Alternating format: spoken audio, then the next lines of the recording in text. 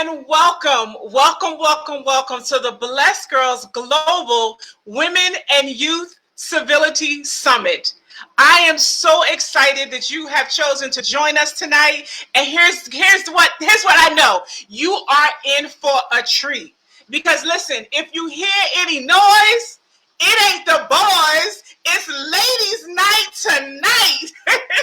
I am super excited. My name is Dr. Anana Phifer-Derilhomme, and I'm the CEO and the founder of Blessed Girls Global. So excited to have this opportunity, to have this platform where we have gathered girls from all over the world.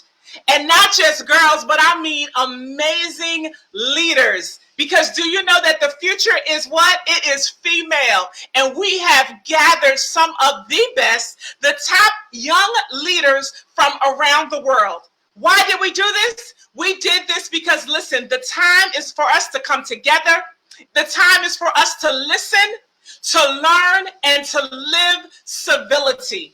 Now, if you are not familiar with myself, if you are not familiar with Blessed Girls, let me be the first to let you know who we are and what we do. Blessed Girls is a nonprofit organization that is passionate about helping girls around the world understand their true identity, their true God-gift ability to lead, to love, and explore all the gifts and the purpose that God has for their lives. We have 12 module trainings. We run summer camps, after school programs. And I'm just super excited because we have girls that we have worked with, right, from around the world that are here today to share just a little bit. They're just going to give you just a taste of what they're doing around the world today. So listen, again, if you hear any noise, it ain't the boys, it's ladies' night. I'm so excited about that because we all know that, listen, the numbers and the statistics, when we talk about equality and we talk about girls around the world right now, even during the pandemic, right, we know that, listen, the future is female. But here's what I know, that there's less favorable socioeconomical conditions. When it comes to girls, we all around the world, girls get lower education. They have lower access to income, right? And we are changing the game. We are here to flip the script. We are here to make sure that we change that narrative, that we speak and we fight for equality. Of course, you know, with Blessed Girls and with being a World Civility Ambassador, I have a focus as the women and youth practitioner to focus on civility, creativity, community, and climate change. And that's what we're here to talk about tonight. So I hope you are ready. I hope you are liking this broadcast. I want you to make sure you share this broadcast because it's going to be fire. It's going to be fire. Now, listen, I have some amazing girls. It is ladies' night, but I did allow one amazing gentleman to join us tonight. Just one. We did allow one guy to be a part of this platform, and he is my mentor. He is the amazing Sir Ambassador Dr. Clyde Rivers. He is the founder of I Change Nations. He is the mover and the maker around the globe when it comes to civility. And guess what? He is here with us tonight. He is hailing from California. Let me just see if I can get him on the screen.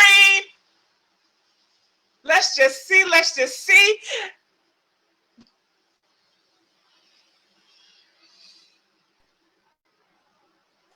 Y'all know with technology. Hold on. We're going to get him. Yeah. Dr. A, can you hear me? Can you hear me? I can hear you, Doctor. How are you? Man, I am excited to be here with these world changers and you. Thank you for having me. I really appreciate it. Oh, we are excited to have you. Now, you know, with your leadership and your global perspective, I mean, and you being the forerunner, the trailblazer when it comes to world civility, right? And having you here tonight is such an honor. But listen, is there anything that you want to just say to kick off, of course, to the girls, but to the audience and the people? You got the floor, sir. Yeah. What I want to say is, Dr. Anana, thank you. because many people wouldn't champion this cause. You are giving access and a voice to some of the most amazing young women that the world would never have the chance to hear. You are actually blazing a trail, and then I told you, I just got off the phone with actually OPAD, the president Frank Canoe. We're doing an actual global youth conference on actually life after COVID-19.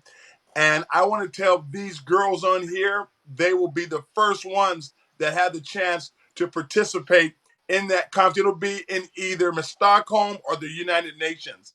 So they will come because they know you. Thank you. Woo! Did you guys hear that? That is hot off the press. Ladies, girls night, we are going. We are taking this forward. We only getting started. Listen, y'all ready? Y'all gonna hear from them. Y'all gonna hear from them.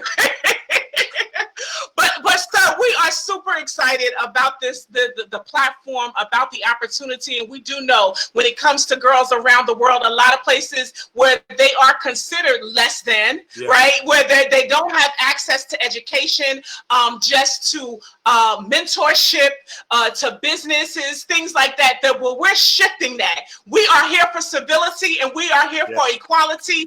I'm sure. So we're excited. Listen, you ready, sir? Let's do it. All right. Now, listen. If you're watching us, I just want to tell you just some quick stats, right? And we talk about girls, and a few of our girls, if you haven't seen, right? They hail from all over in South America, here in the U.S., right? And so just some facts, right? There's some things that we're going to talk about.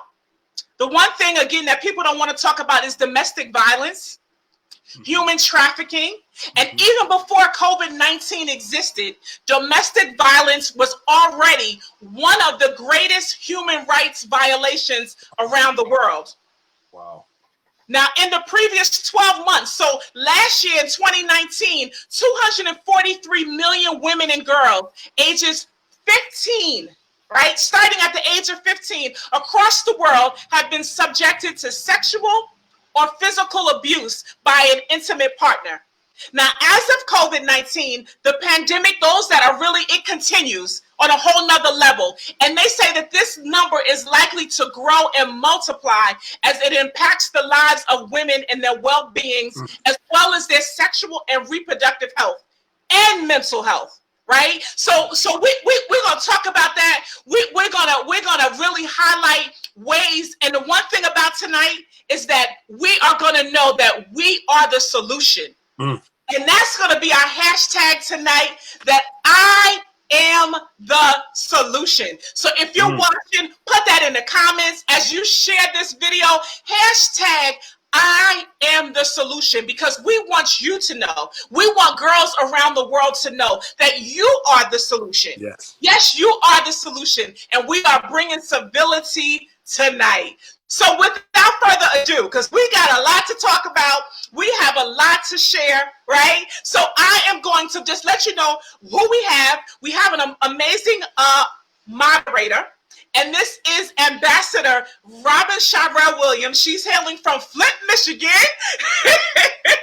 because it takes a team. It takes a team to make this happen. She will be our moderator tonight, okay? So Dr. Rivers and I, we will be in the back. We're going to be taking notes, right? We're going to be making sure that we get the information and we hear intentionally what our girls have to say to us tonight. All right, so make sure you like, comment, and share, and join the conversation and the dialogue tonight. So I am going to bring to the stage, let's get her up. All right. Let's see. Ambassador Robin Shirell to the stage. Good evening, good afternoon, good morning, wherever they're watching. How are you, ma'am? I am well. Can you hear me okay? I can hear you just fine, fine. Thank you so much for joining tonight. If you just want to quick, in 30 seconds, tell the folks who you are and how excited you are to be with us tonight and why this is important for you. Oh, like you said, hey, I'm Robin Shirell Williams. I'm from Flint, Michigan. But this tonight, I mean, I've done some things, but tonight is not about me. Tonight is about these amazing young ladies that you have brought together to share. And so I am just so thrilled, Dr. Anana, that I get the privilege and the honor of introducing and moderating this, and so interacting with these young ladies tonight. So I am ready to go whenever you are. All right, all right, all right. Now listen, I see we're gonna stay fluid because technology. Right. And I think first up right now, let's see. I think we're gonna have to switch this up because our first speaker, I don't see her. So let's go ahead and let's jump to South America. Let's go ahead to Guyana and let's talk to Miss Brittany. Miss Brittany? Yes. Okay. All right, good evening. Can you hear me, Brittany? Is she off mute? Well, I'm going to go ahead and do her introduction. So like she said, Brittany is from Guyana. She is a 17-year-old. She graduated in 2019 as the best all-around student from Brickdom Secondary.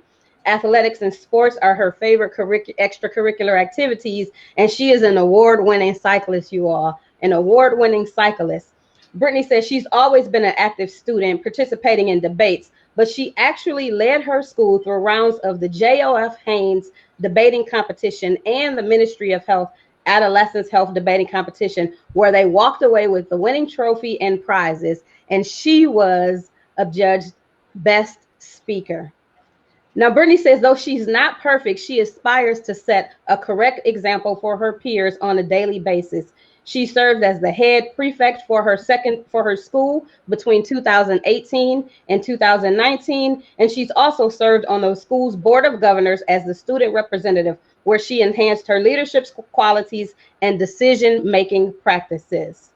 She's currently attending the Bishop's High School, pursuing an associate degree and in 2019, she became a youth ambassador for the Ministry of Presidency and several other organizations counseling youth minds. Brittany additionally took part in the 5th annual Youth Minister of Foreign Affairs at the annual Youth Parliament. She has an extensive background in electronics and volunteering, and she actually has her own business, BV Creative Designs, where she creates designs that help you to build the image you desire. So welcome, Brittany. How are you, my dear? I'm great. How are you doing? I am well. So we're going to get right into it with the first 2 questions. And the first question is, which one of the 4 C's is crucial in today's world and why? And then which of the 4 C's do you feel is least addressed or talked about in your community? Okay, well, for me, the civility is the most crucial C in today's world. It's more than just politeness, although politeness is a necessary first step. It is about disagreeing without disrespect, listening past one's preconceptions, and teaching others to do the same. Civility is vital to the peaceful, harmonious, and cohesive existence of individuals and organizations. Without civility, there would be chaos. It holds moral implications and holds us back from operating on an eye-for-eye kind of reactionary behavior. Which C is less talked about in my community? Well, that will be climate change. People know about climate change, but the challenge is not awareness, it's action. Concerns exist, but do not influence day-to-day decision. Rarely is climate change a crucial factor in any matter, especially elections. People tend not to think about climate change or even talk about how they can contribute to changing it in my community. Okay, great. Thank you. I want to know what is one of the biggest misunderstandings or common misbeliefs regarding youth or young people today? Well, I believe that they don't have feelings or their views. They don't have feelings or their views and opinions don't matter, and that they have an easy life. The pressure is overwhelming for a teen. We face more challenges than the youths ever in history. there's just too much pressure to fit in, being accepted, sexual orientation, online activities, and more importantly, the pressure to succeed. Okay. Now, have you ever experienced or witnessed gender or racial bias or inequality? I have. There was a time when I was in a store with my African friend, and one of the employees came up to him and told him that they have cameras in their store. And it was really offensive to my friend, because why would you come up and tell him alone that? Right. So you think he was singled out because he was of African descent? Yeah. How did that make you feel, Brett? I felt really disgusted with the person. Like, how can you judge someone? And we were in our school uniform. How can you judge someone based on their complexion? That isn't right. That you're absolutely right. That's not right. So another question I have for you is, if you could pose a question or concern to your current government president or prime minister, what would that question be? So if you could speak to the government and share or ask them anything, share a concern, what would that be? Well, currently we don't have an official government body, but I have a question for President Granger and Infernali. My question to President Granger is, should you be given the opportunity to serve a next term in government, what would you do differently from your first term, and why? My question for Infernali is, should you become president, most of the members in your party are older than you. How would you get them to follow your lead or directive, since older people tend to not respect the voice of youth? Oh, wow. So you've put some thought into that. That is great. That would be some great things to know from the leaders in that area. So now we want to talk about solutions, right? Because you are the solution. Like, we are the solution. So what are your 2 solutions for today's girl to build civility in our culture? Great. My first solution would be, we should focus on others' needs and consider how your words and actions will impact others before you speak or act. Approach each interaction with respect, regardless of whether you believe that the other person's behavior earn or even elect that respect.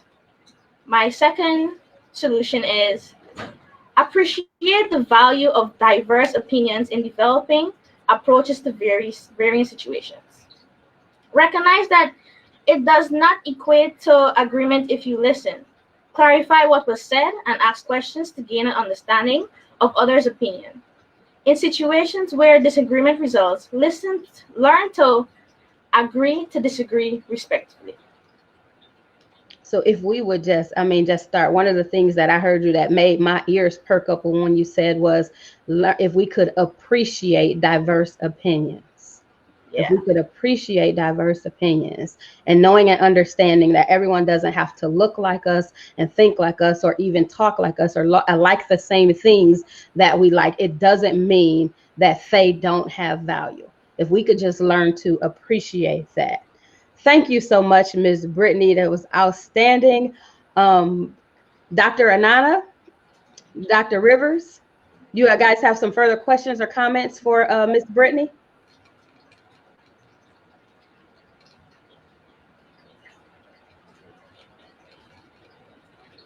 It looks like technology is trying to all right, there she is. I think she's back. Look like technology is trying to challenge us this evening. Can you hear me now? Yeah, I can hear you. Okay, great. So, oh my goodness. Now, Brittany, you ran that thing down so quick. I'm so glad they're watching. Because, your debate skills, your speaking skills came right on through tonight. Oh my goodness. You talked about civility? Yes, Now, I just want to say, do you remember when we met? We met at, we were actually having an intervention at school. Yes. So for the audience, on my first visit to Guyana, I was actually at Brittany's school, and I had an opportunity to speak in her classroom.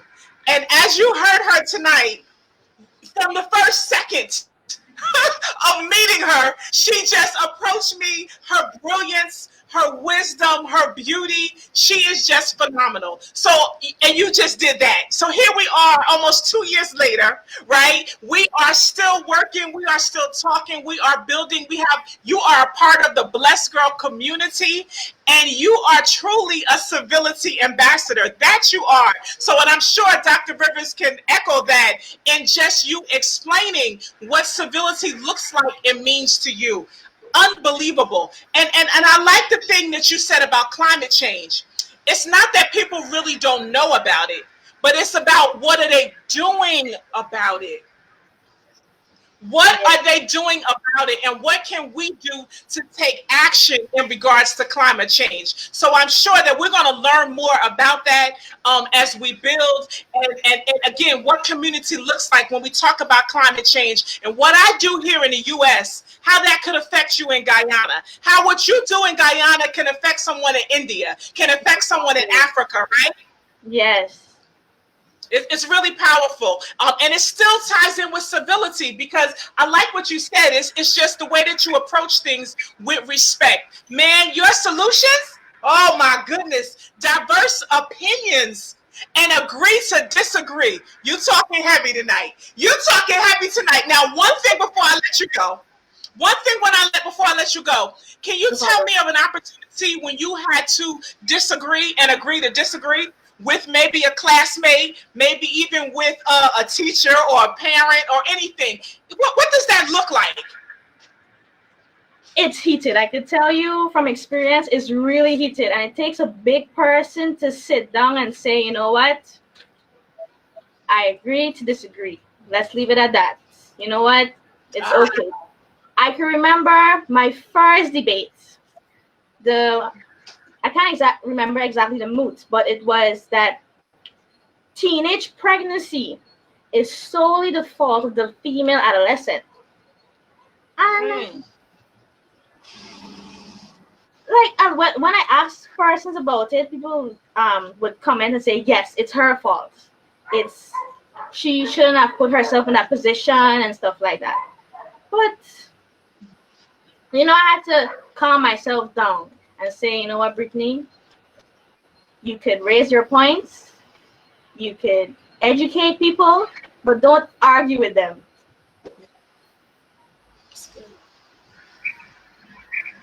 That's good. That's good. And the first thing is you got to talk to yourself.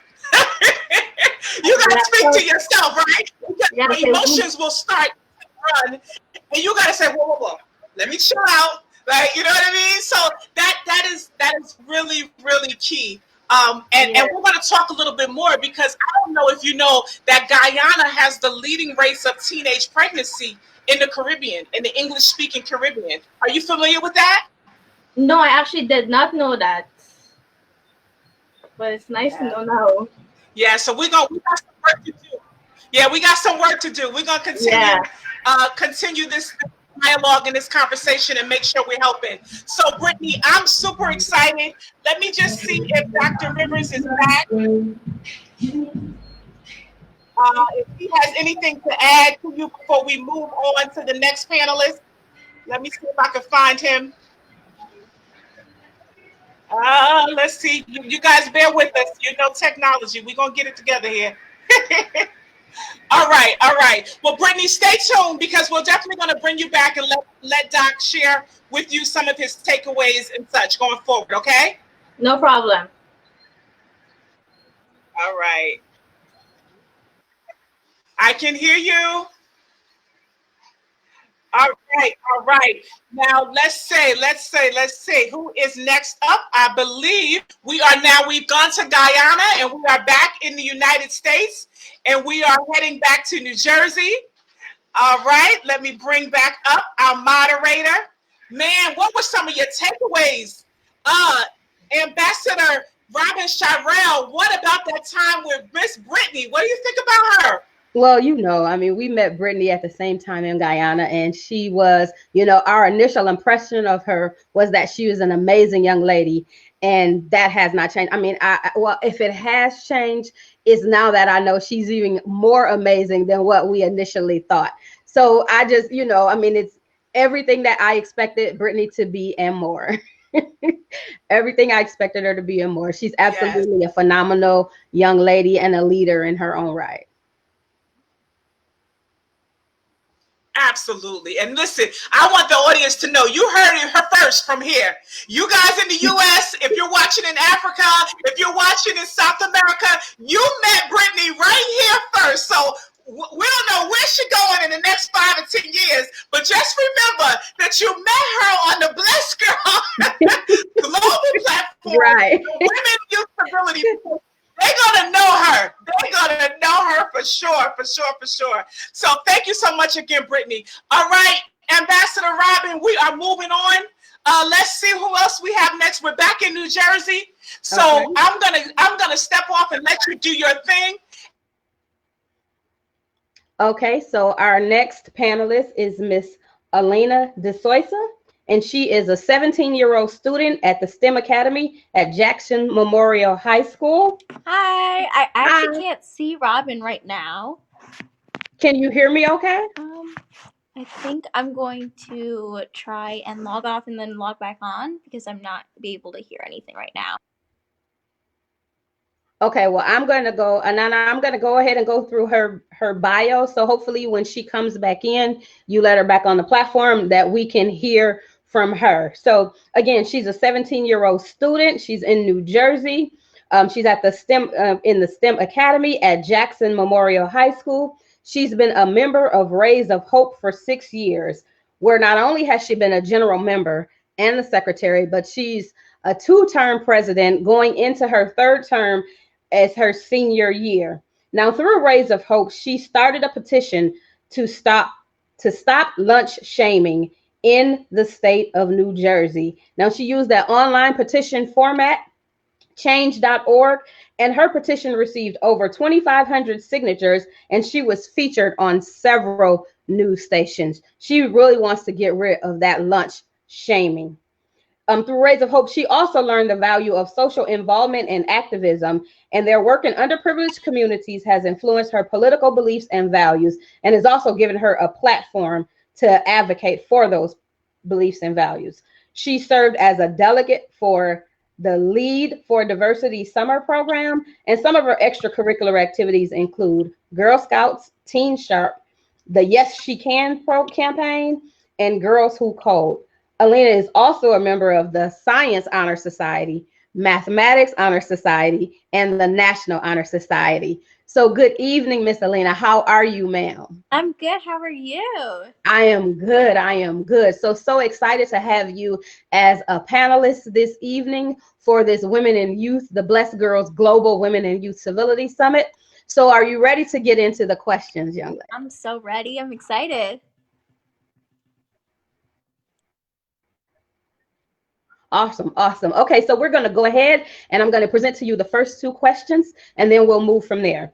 So the first thing that I want to know again is which one of the 4 C's is crucial in today's world and why? And then secondly, which of the 4 C's do you feel is the least addressed or talked about in your community?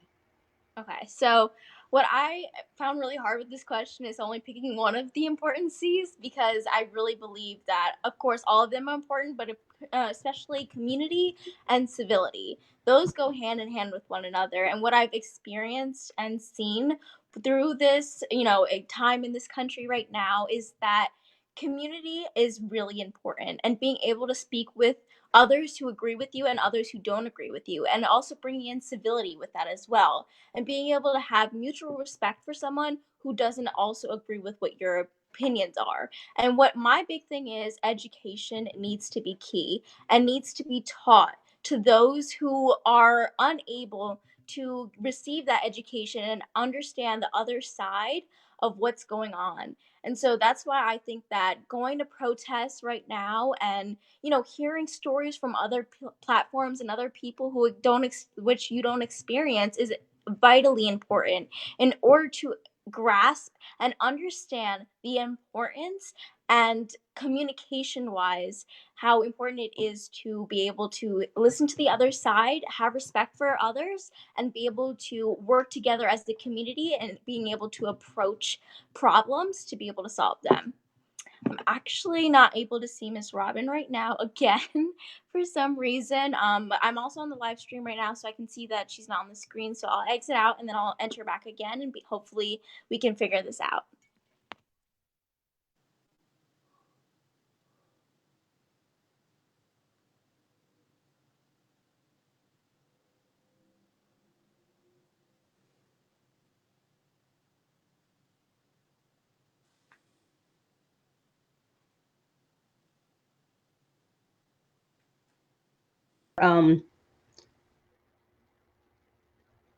While we're waiting for Elena to come back, one of the things that both her and Brittany touched on was that respect for difference of opinions and people that don't necessarily agree with, with your train of thought or your, what you think and what you feel. So that respect of diversity is something that they've both touched on early on. So anything you want to add or say about that while we're waiting for our panelists to come back in? Yes. Okay. Can you hear me, Robin? Yes. I can hear you, but I can't hear Miss. All right, we're working this out. Yep, it's good. All right, Alina, you're there, right? I am, but I just can't hear Miss Robin. I don't see her or I can't hear her. Okay, so can you hear me now? I can hear you, yes. Okay, all right, great. Okay, perfect. So the one thing I wanted to have Dr. Rivers chime in on it, because you touched on some amazing pieces as well, and I know he didn't have the chance to speak after Brittany. So, Sir Rivers, are you there? Yes, I am. Now, did you hear Miss Alina answer those first questions? And she talked about community and civility, mutual respect and education. What are your thoughts about some of the things that Alina just shared? We need the common wisdom of a young lady like her, because she understands the narrative better than most people. And you know what? We have to create stages for Brittany. Brittany is unbelievable. Elena, they're out of this world. We have to create stages to get their voices heard, because they will solve the problems. They understand it. So Yeah. I am Dr. Nana, I am amazed at the quality of young women you have on this stage. They're unbelievable. Yeah. I told you, you guys were in for a treat. You were in for a treat tonight. So, all right, we're going to move out the way. We told you it's ladies' night, Sir Rivers. Now, you're going back down now. I'm good. All right, we're gonna lean it back up. I'm leaving too. All right. Let me figure out how to get out of here.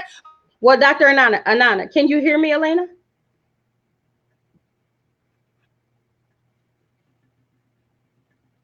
Elena, can you hear me?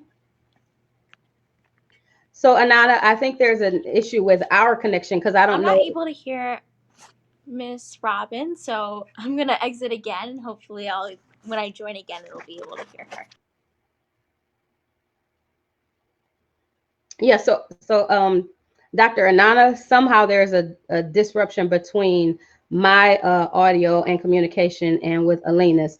So you may have to jump in and ask her the remaining questions if when she comes back on. So for some reason, she doesn't seem to be able to hear me, to connect with me and to hear me. But again, I think that the wisdom of the first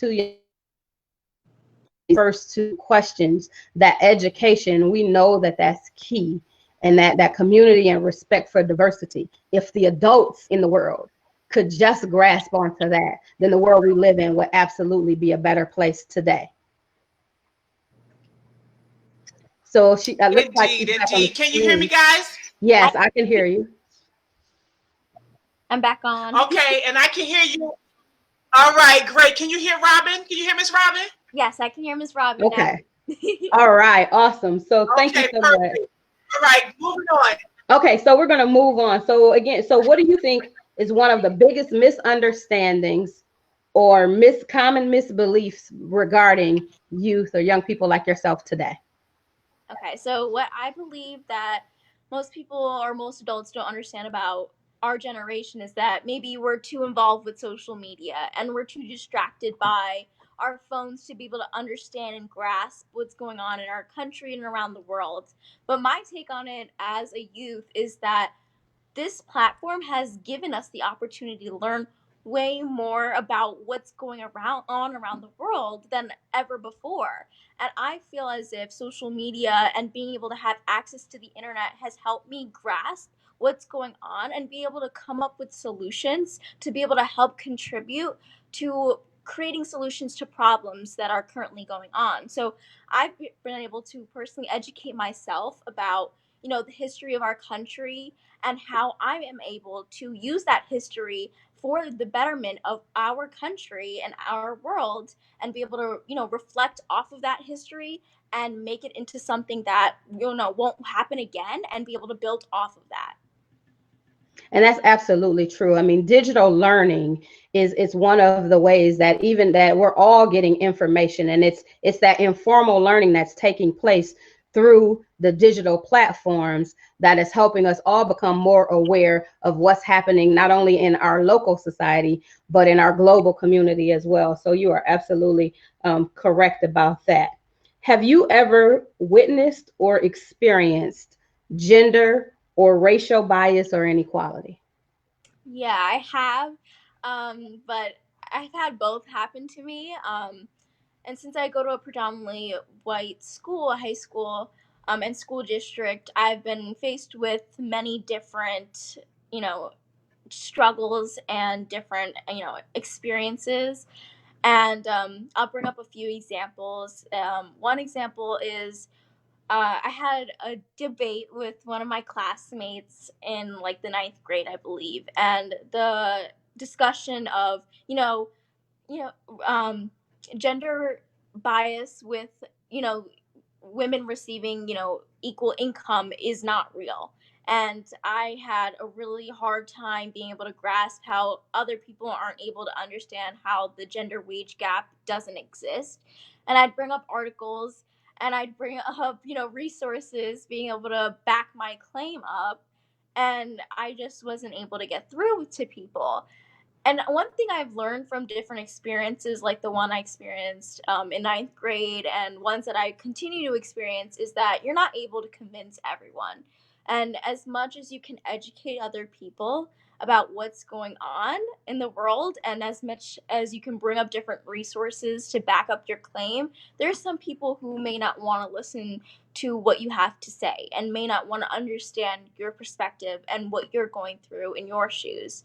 And so, one thing that I've learned from this experience and hope to continue to learn is that it is important for me to not give up on what I believe in and continue to educate those who are willing to understand where I'm coming from. And that, it's not that I'm wasting time talking to people who will never understand where I'm coming from. It's that I'm giving you the resources to understand.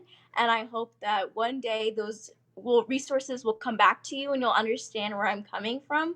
But I've learned to not stress so much about other people's opinions and beliefs, and to Mm-hmm. go off of what I know is true to me and continue to educate myself about important topics and things that are important to me. And one thing, I actually was on another call with mental health of Black students in America, is that there's so much burden on minorities in this country to portray our perspective of what's going on. And I think mental health is a really important thing to be able to, have and understand, because you'll get tied up in trying to always prove to someone that you're worthy and that, Mm-hmm. that your opinion matters. So I believe that it is important to find your community and be able to use that community to help to educate others.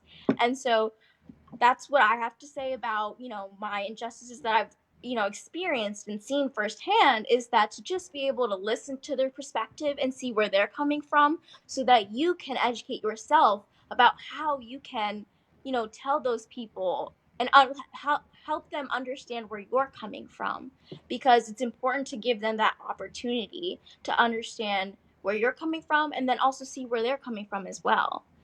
I can't see Miss Robin again, which is, Can you hear why me? this keeps happening, but I'm going to exit off again and hopefully I can go live again. So hopefully I'll be right back. Thank you. Okay. All right. So hopefully the community can still hear me. One of the first things one thing that stood out for me on what she was talking about was that sometimes you can't convince a person against what they, believe. They were intent on believing that inequality doesn't exist, and there's nothing that she would be able to do to change their mind. And sometimes we're the first person to plant the seed. And so when you're the planter, you may not see the harvest. And I think, but because she's planting that seed at that early age, then hopefully somebody else will come behind and will water that seed. And then there will eventually be the harvest, and there will be that growth, and they will see. But it will all stem back to that little seed that she planted in the 9th grade in sharing with them the inequalities that women face. What do you think, Dr. Anana? Woo! Man, listen, Alina, can you hear me? Yes. She touched on some great points. I got some notes when she said about find your community. Like, you know what? Everybody ain't going to like you. They're not going to understand you. They're not going to accept you. But it's so important to find your own community. And then you can continue to educate. That was number one. And help others to see where you're coming from and get to understand them. That was some fire right there. I don't know if Dr. Rivers wants to come on. I hear him saying he got something to say. Hold on. Let me see if I can bring you in, Doc. Hold on. Hold on, because I know you on fire right now. It's counting you down. 3, 2, 1. But Alina has dropped some bombs, guys. And if you're watching, she talked about the solution. She's speaking about being the solution and how you can be the solution. Come on, Doc, what you got to say? You know what? When she talked about social media is a way that she's educated herself. I don't think people understand that is a machine that isn't just used to like play games. See, we got to get people like her into the policy rooms of the world. The emotion is one thing, and as I tell people, right now in the world, we're doing 3 kinds of work. We're doing heart work, policy work, and there's some people on various sides of the spectrum that are never gonna change. We need people like her. She said some people don't want to listen. If I would have learned that lesson in my life, Robin, Shirell, and Anana, I would have had life better. I was trying to convince everyone, but I appreciate her wisdom and she's a true statesperson. So, man, thank you, Elena, for being fantastic. Yes, indeed. All right, we're going to bring her up for her last closing solution. All right, Alina, you coming back on? Hold on, let's see. Hi, can you see me now? Yes. Okay, perfect. Sorry, I don't know why. It just turns the blanks after a while, so I'm happy it's working now. Well, good. So we're going to close out with the last question, and you touched a little bit on one solution, but again, we just want to give you the opportunity to provide 2 solutions for today's girl to build civility in our culture. So 2 solutions.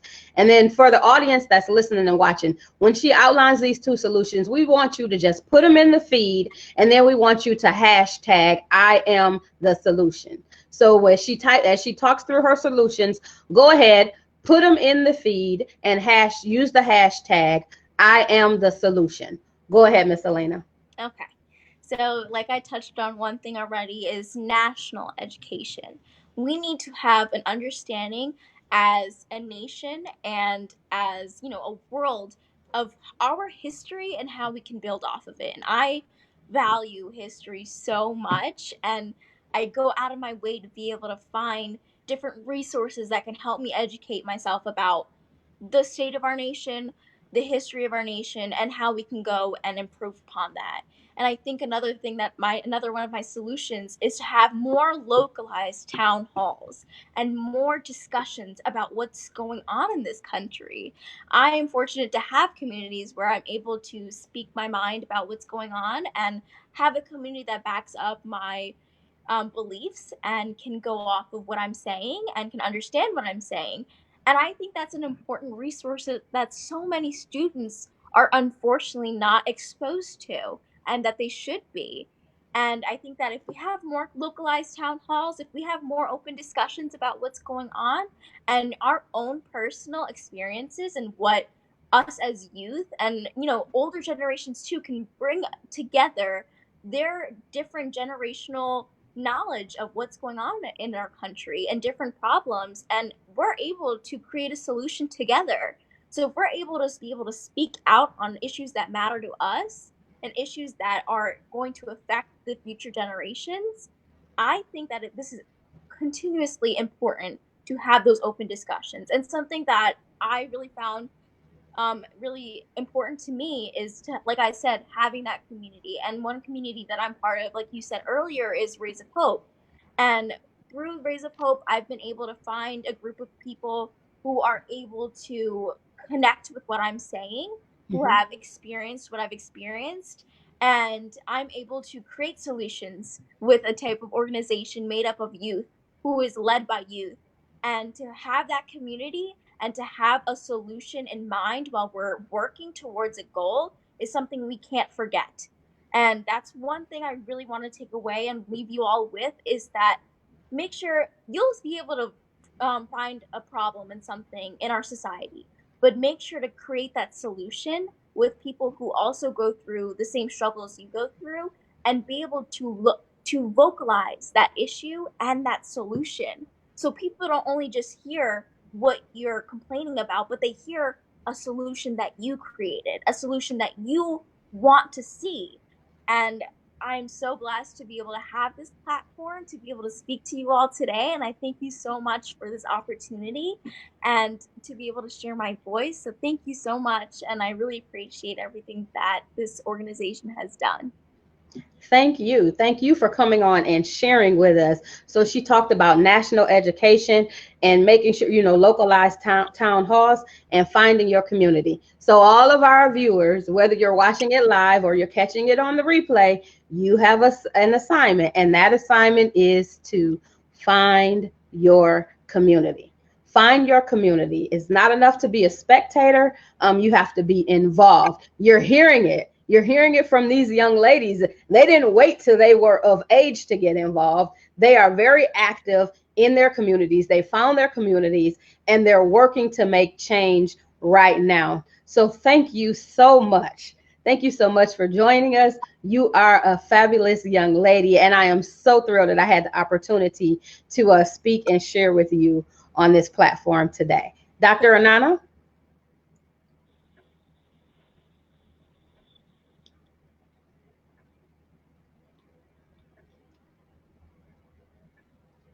So I'm just going to try to see if I can go back while we're waiting for Dr. Anana to come back on the screen.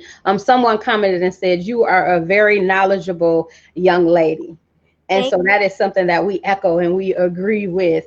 You are a very knowledgeable young lady. And someone else says, you have the fire. So we just want to thank you for coming on and sharing with the audiences and being part of the solution. Ambassador Rivers? Yeah, yeah, we need people like you, Elena, to get involved at the top levels. Never ever shrink back. Go big.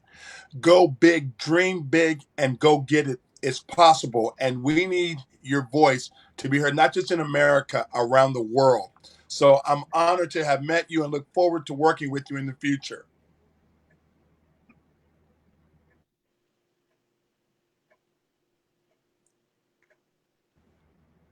Okay.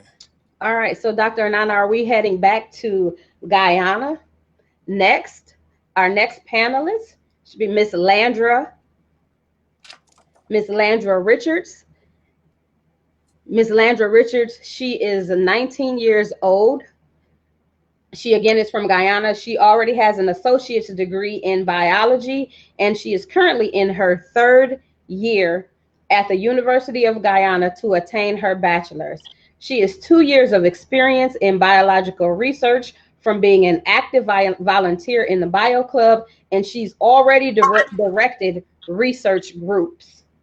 At 19, she's already directed research groups in practical experiences. She's passionate about an environmental conserve, looking forward to working with youth and wildlife agencies to develop herself and those around her. She considers herself an empath with a great sense of humor, and she enjoys networking, creating art, numerous outdoors activities, and definitely finding ways to help individuals and society have uplifting experiences. She describes herself as driven, outgoing, and a dedicated team player. Dr. Anana, can you bring Miss Landra Richards to the screen, please?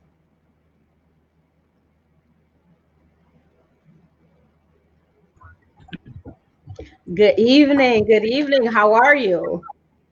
I'm fine. I'm fine. A bit nervous. I haven't done this before, so if I stutter, God help me.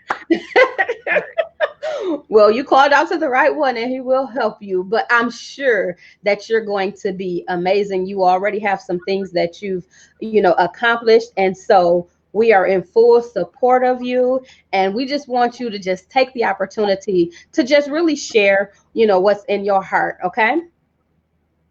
All right. Okay, so the first question that we're going to talk about again is, which one of the 4 C's do you think is crucial in today's world and why? So which one of the 4 C's is crucial in today's world and why? I have a similar mindset to the rest of the girls, I'm very sure. So my answers is definitely going to be similar. Definitely they're equally important, but I'm definitely going to go with civility. Because when we talk about civility, we're talking about respect, formalities, courtesy, the way in which we present and communicate our perspectives comes into play at that moment. Okay. And if you can't communicate in a way that the next person understands what you're saying, your community ends up falling. It's okay. You're doing fine. You're doing fine. Actually, you're not doing fine. You're doing great.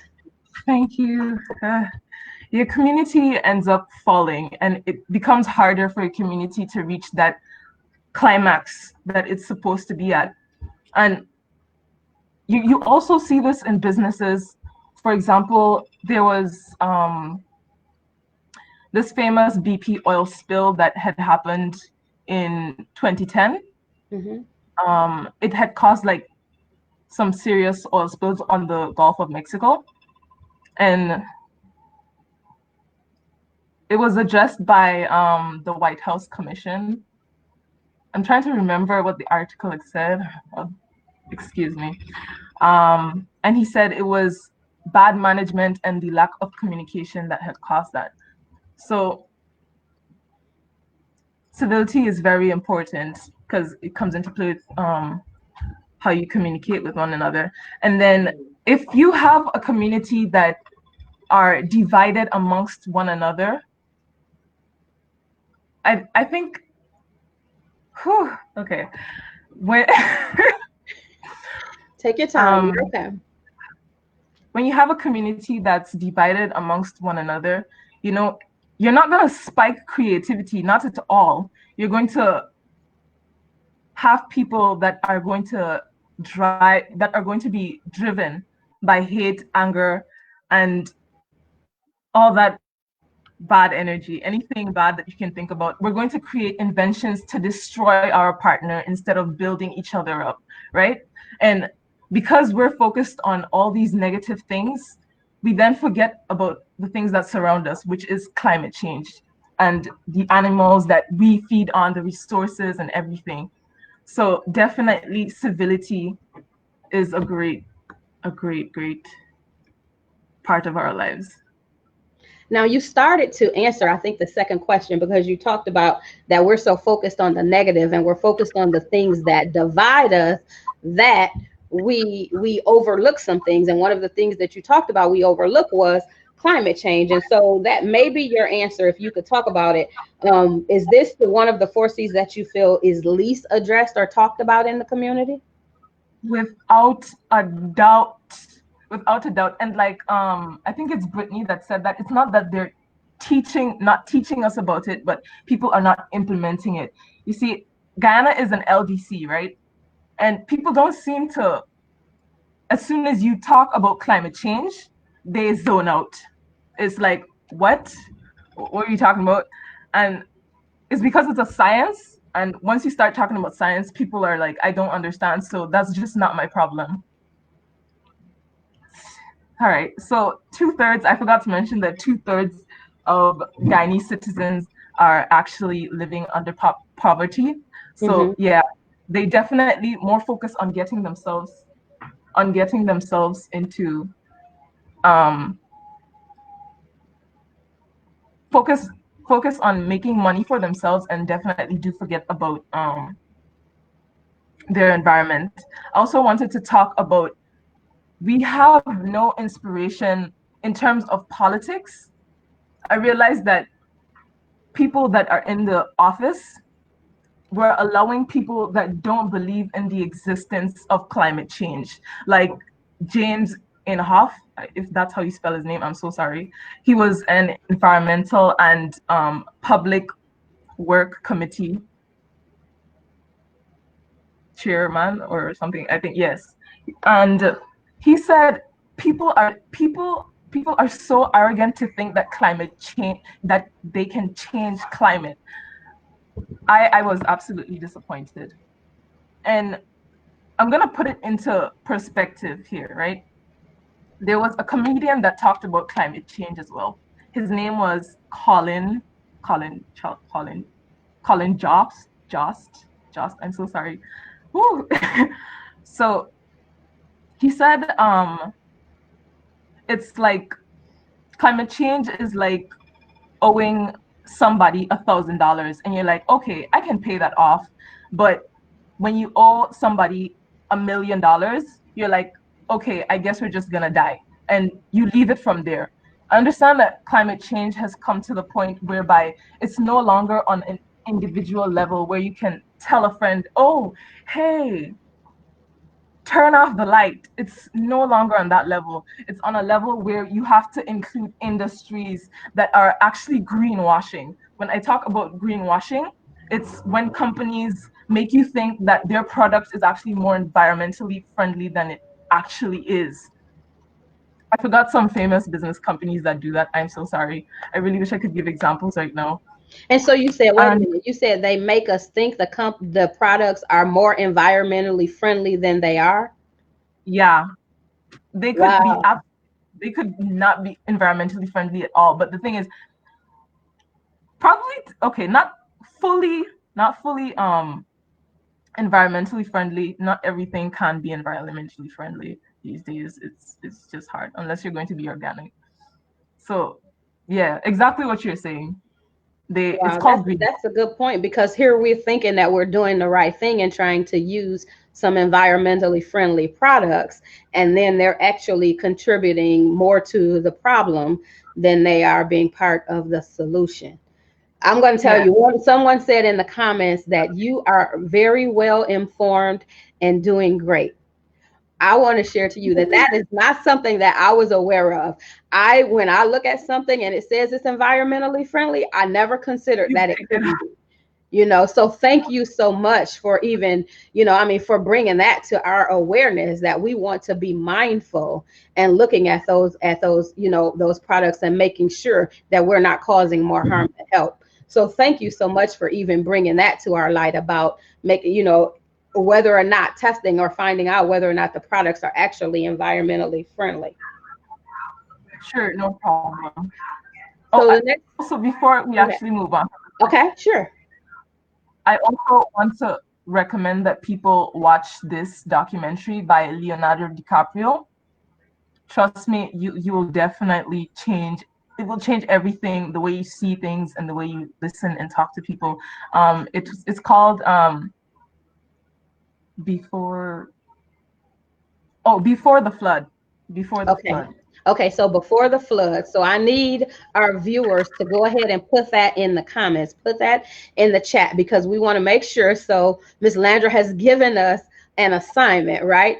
And so because she is so well versed in this, and it's clear to us that you've studied this, that you've learned information, and so she's educating us, you all. So we want to make sure that now we go and we educate ourselves. So again, it's called Before the Flood, right? Before the Flood, and it's Leonardo DiCaprio. So we want to make sure that we take some time to view that documentary. We want to make sure we take some time to view that documentary so that we can become more well-informed about climate change and how we're impacting our community. Okay, so our next question is, have you ever, well, no, let's go back. What do you think is one of the biggest misunderstandings or common misbeliefs regarding youth today? And if you don't, we can. I had to. Pardon? I'll say if you don't have that one, we can go to the next one. Oh, okay. Well, hold on. No, I got this. Okay. This one, I think I had to think and sit down a lot. I think it's that older people, they tend to get the misconception that we're better off than them. We're lucky, we're privileged to be in this moment in time where there's technology. Oh, blah, blah, blah. China has this and that. You could get an education, those online courses and everything. But I agree with them. I definitely do agree with them on certain aspects, right? But it's hard to be successful in this time. Hold on, excuse me, a loud car is passing.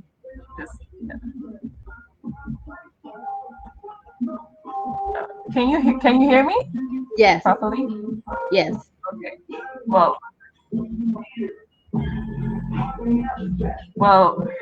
we're having some environmental challenges, some background noise. But that's okay. So because we're focused on what you're saying, because what we recognize and realize is, and I'm hoping that you can hear me. I see you leaning in, so maybe that's the issue, is you're not able to hear us as well. But we can hear you, and we're tuned in. We've blocked that background out because you have been dropping some vital information to us. So we're focused on what you're saying. Okay. Well, okay. It's, all right. All right. Where was I? Hold on, I'm trying to remember. Okay, it's hard to be successful in this current generation when some of us are born into this cycle of poverty. Your debts are passed on to us. I've had friends in that similar situation. They busted their ass. They've worked so sorry for the English language. They've worked so hard and they're still left with their parents to deal with and their debts. It's kind of sad. It's also hard to do so because some of us are enforced with the mindset that our parents have. We're moving into a new generation, and if you're going to enforce the past adaptations or whatever you guys had, it's going to be hard for us to move on.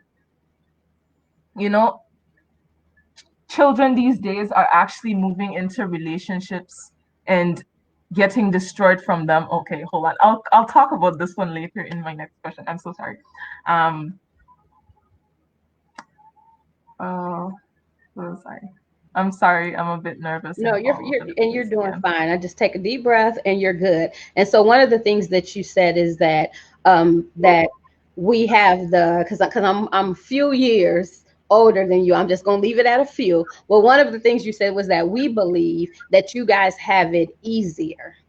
And you told us, or you shared with us, that you guys have a different set of challenges. And some of the challenges that you have are challenges that you're dealing with things that have been passed down. So the standard of living that you may have inherited from your parents, and then also some old ways of thinking. So even though you may have more opportunities, we're forcing or trying to force you to handle new day problems with our old way of thinking. And so that means that it's not easier for you. You guys just have a different set of challenges or circumstances than what we had. Is that a correct? Did I sum that up for you, Gut? Yeah. Okay. Okay. You So did. I get it. So then You did. have I you also ever, wanted oh, to I'm sorry, add go on. ahead. I understand that there's some very much privileged families out there. That there are some very much privileged families out there, and their protection and keeping them from the outside world and life itself actually definitely also contributes to us having a difficult time to make it through life once we're out of their care. So yeah. Okay, so being too sheltered, and so then they weren't able to prepare or develop the skills that they would need to function independently. That's good. That's good. Have you personally experienced or witnessed gender or racial bias or inequality? Have you experienced racial or gender inequality or bias? Hello? Can you hear me? Can you give me a second, please? Sure. I think. Dr. Anana? Dr. Anana, I think we're having some issues with her connection, and can you Okay, can you hear me? yes, I can. Can you go ahead and Okay, mute her out great. while she So resolves it's all these right. We'll issues? take a break, and I'll let myself and let me see if I can get Dr. Rivers to come up, and we can just summarize a bit of the takeaway. Now, Landra is a quiet. She's like one of my sheepish lions, if you will. I worked with Landra last summer at the camp, but don't sleep on Landra. I'm gonna tell you now. Landra came with some heat tonight, Doc. What you think? Landra is a professional. She is sharp as man. She made a comment. There's no creativity in division, and she is profound. And you know what, man, I love hearing her because her processes are so well thought out. She doesn't Yeah. just she like doesn't just espouse stuff. She has a great process. Dr. Nana, these are phenomenal young ladies. Man, Yeah. man. I promise you. You know, when she even then, when she dropped the bomb, when she said there's no inspiration in politics, I'm ready to fall out. She said, ain't nobody inspired in politics. They don't even believe in climate change. I'm My like, goodness. what? You see what I'm saying? My I could have threw my shoe at her. My goodness.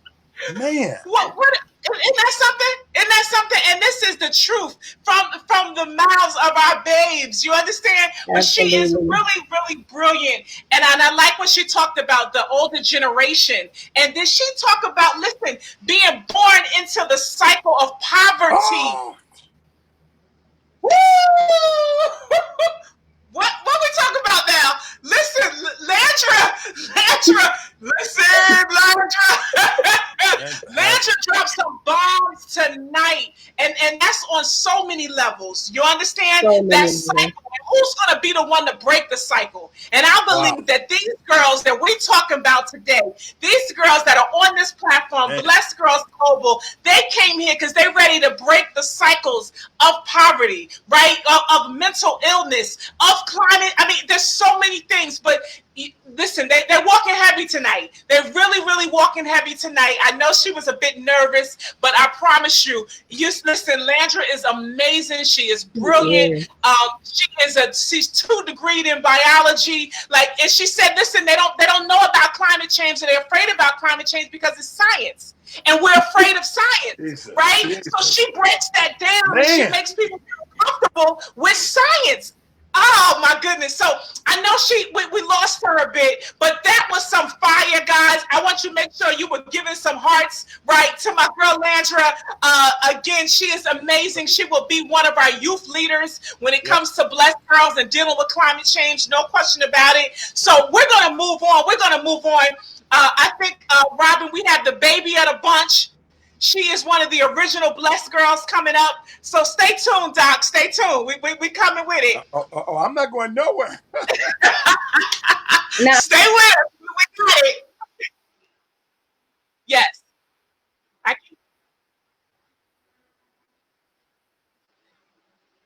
who's that? Who are we talking about? Simone is going to verify, but I believe she's 13 years old. Let me make sure. Let me find her.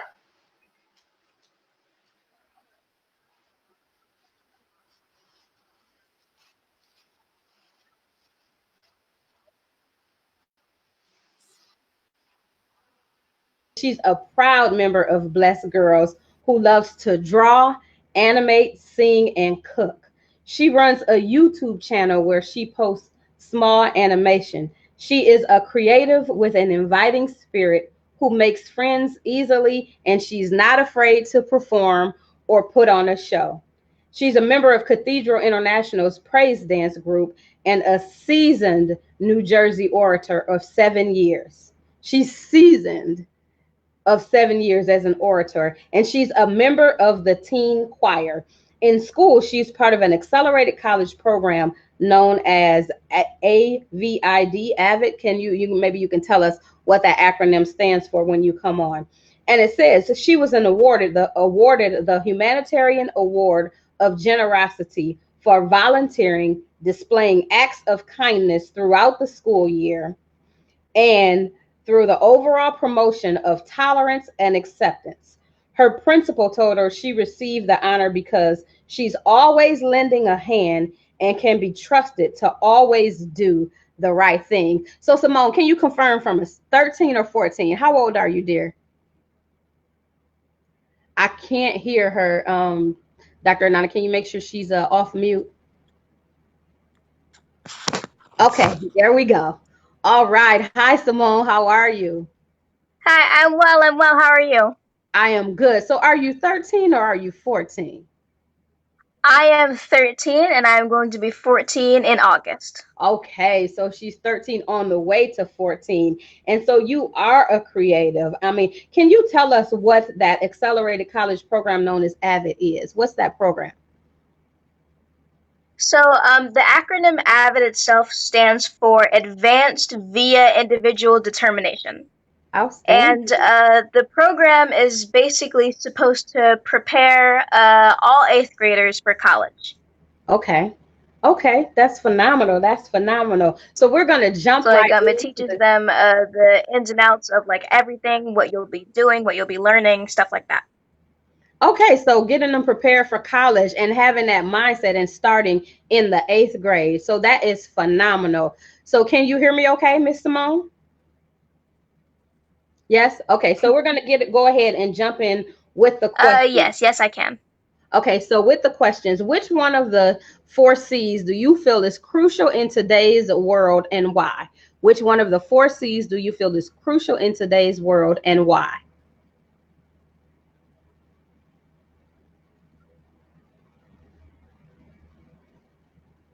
I think that creativity is crucial in today's world because being creative can help you become better, just like better at solving problems in life. Being creative can also help you see things different and help our society deal with things better, especially with what's going on in the world right now. Like, I mean, they always say that modern problems require modern solutions, but sometimes it is better to think in a more creative way. All right. So our creative feels that creativity is one of the crucial C's, and we thank you for that. So that's my opinion, at least. Which one of them do you feel is least addressed or talked about in your community?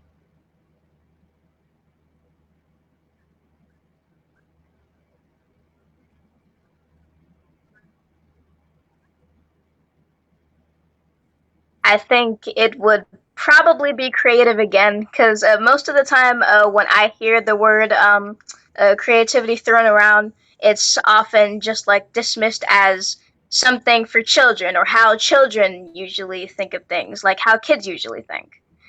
But sometimes, like, that's not really the case.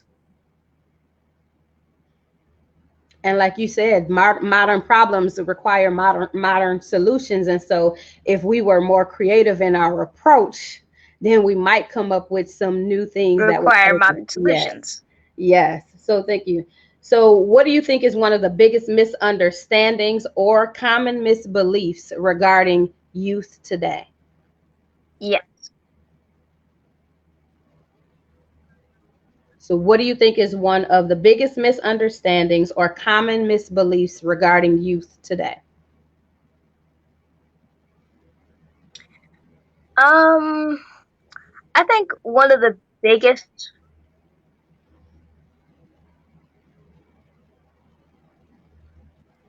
I think that one of the biggest would probably be that all youth are just like caught up in technology. Like we're all so completely like focused into our phones, or just our devices, that we don't really know things that are going on in the world. Like the woman that spoke before me, the young woman. Mm-hmm. She said that most people think that teenagers like are like just so involved in our technology that they have like no idea what's going on in the world. They don't know anything about like politics and things like that. And I think that this isn't true, because I'm a teenager. My friends, or most of my friends, are teenagers, and I think we can say that from my perspective, we do know about our like we do know things that are just outside of our social lives.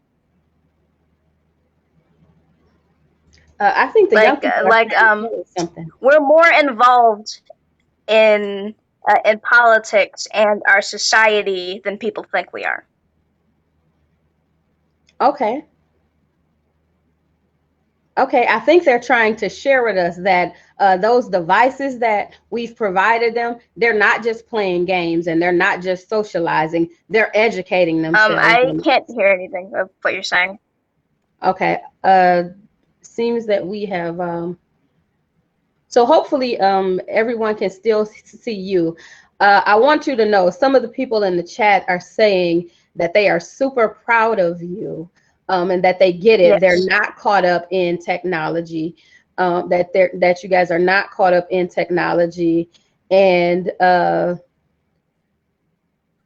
just that you're doing a great job, and that they are super proud of you. So I just wanted to share some of those comments with you. Are you able to hear me now? Are you able to hear me?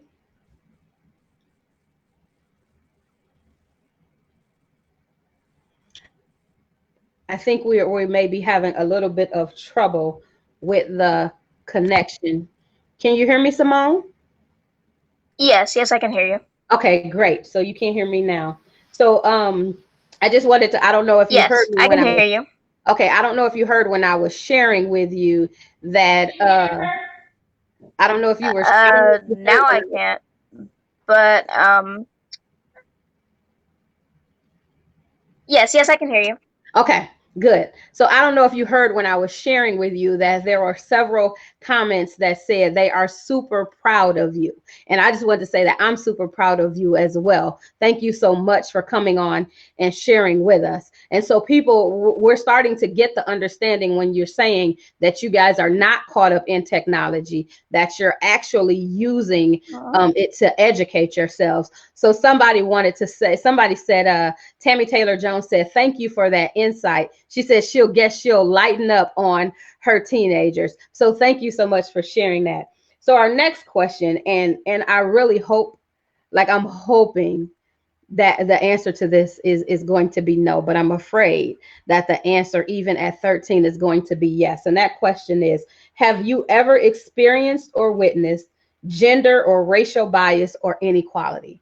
Have you ever witnessed or experienced gender or racial bias or inequality?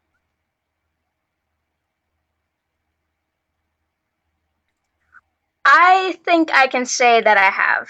So I knew a girl in middle school, and I'm not gonna name names just to keep it like that. But she always wore boys' clothing. She was like pretty well flat chested, and she always wore hoodies, boys' jeans, and she had like a boyish haircut, and like it wasn't that apparent that she was a woman. And when the people at my school finally found out her true gender, like everybody started like teasing her about it and making fun of her for it, and it was not a very good sight to see. And it was just all because she wore boys' clothing, which just blew my mind. Like some of the girls said that like, oh, she wasn't a real girl. Go hang out with the boys, and she was basically like ostracized and outcasted by most of the girls in my school. All because of how she dressed. It was not very like good to watch, but she was accepted for it.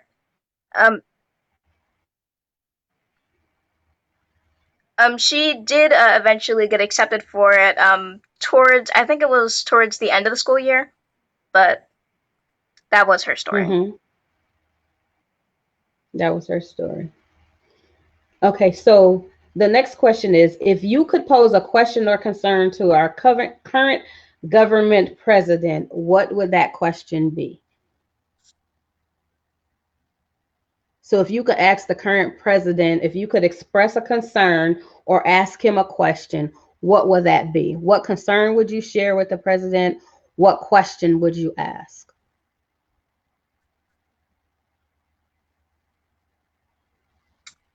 If I could pose a question to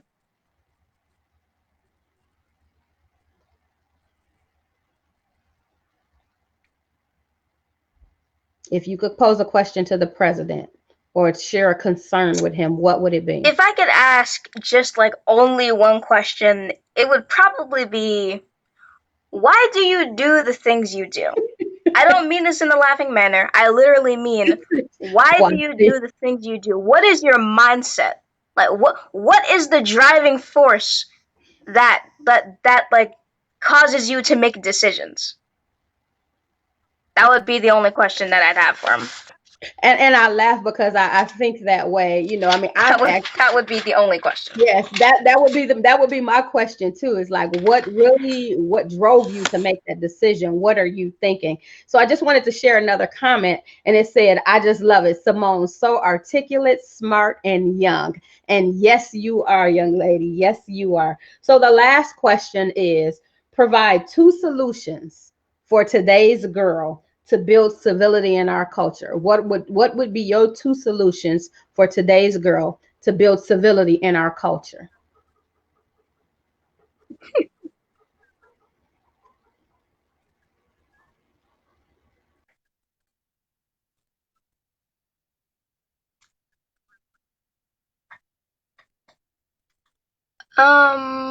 Two solutions. I guess one would be definitely displaying acts of kindness. Because, like, we show kindness every day, whether we're just being friendly, we're being generous, or we're being considerate in any way, shape, or form. Because, like, things like displaying acts of kindness every day, like, by itself provides civility. But that displaying kindness can help provide civility every day in our culture and in our society, and people can just learn from it. Like I mean, one good deed can go a long way. Like being kind can just be a very big driving force. in um, in making civility, or well, promoting civility, I should say, in our society. And I guess another one, another solution would be just being optimistic.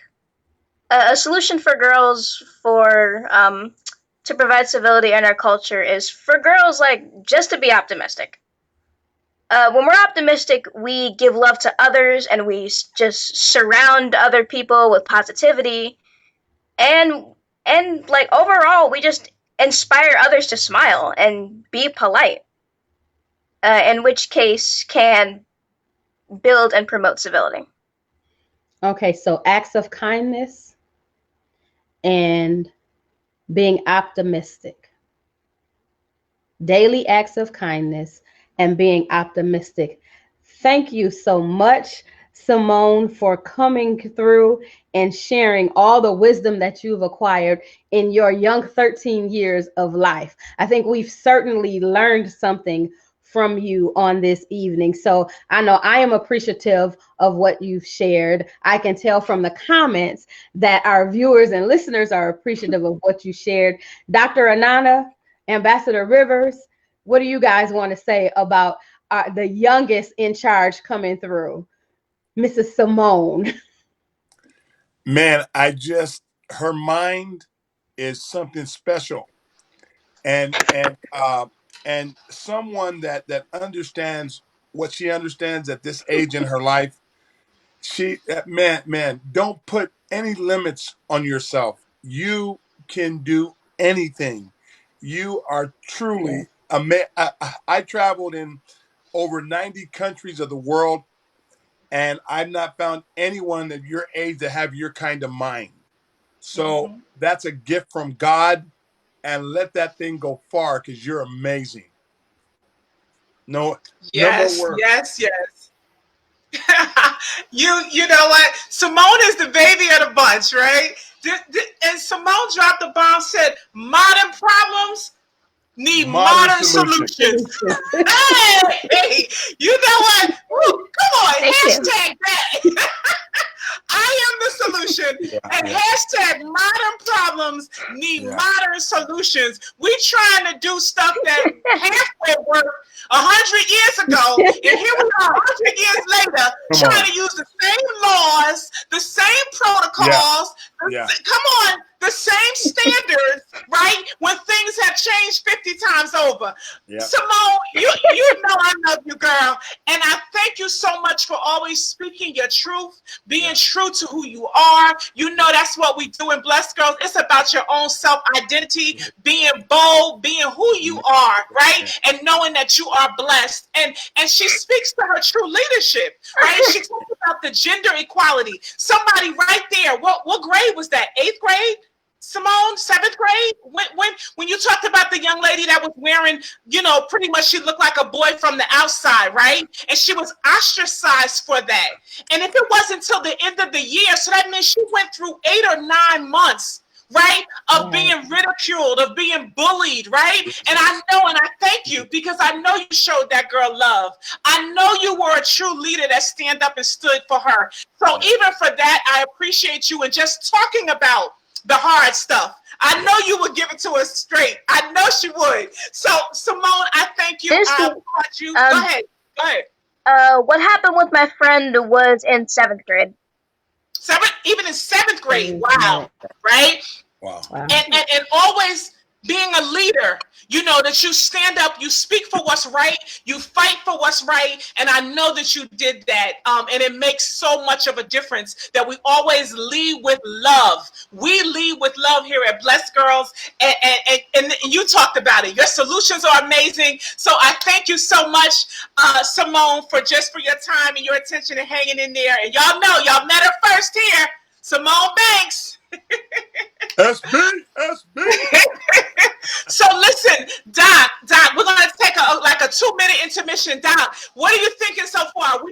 We're bringing up the end of it here. We have one phenomenal young lady coming up. We have to create platforms and stages for their voices to be heard.